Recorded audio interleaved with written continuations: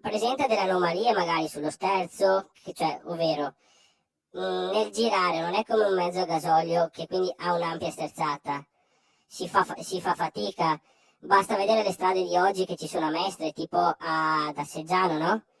Pensate a un 47H elettrico che fa fatica a sterzare in quella rotonda, mentre un mezzo a gasolio riesce meglio a eseguire la manovra.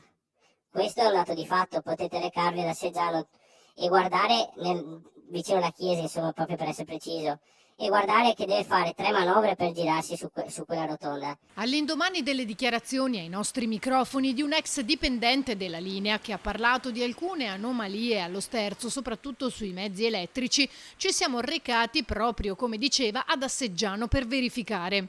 In effetti, a giudicare da queste immagini, sembrerebbero proprio esserci delle difficoltà nella curva rispetto agli altri autobus che invece riescono a svoltare senza problemi.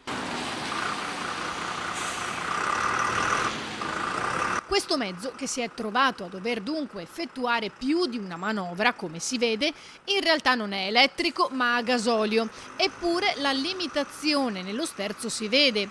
Potrebbe anche trattarsi di un autista poco esperto, vero, ma quanto affermato dall'ex dipendente trova in realtà conferma in altre testimonianze. Le vedo arrivare e vedo anche dallo specchietto che molte volte fanno difficoltà a fare la rotonda con un'unica sterzata, ma usano spesso la retromarcia. Non sono mai guidati, ma presumo che se 9 mezzi su 10 fanno la retromarcia sia anche dovuto allo sterzo. Magari ci potrebbe essere anche l'errore dell'autista, ma 9 su 10 mi dà da dire che lo sterzo influisce in maniera pesante su questa manovra.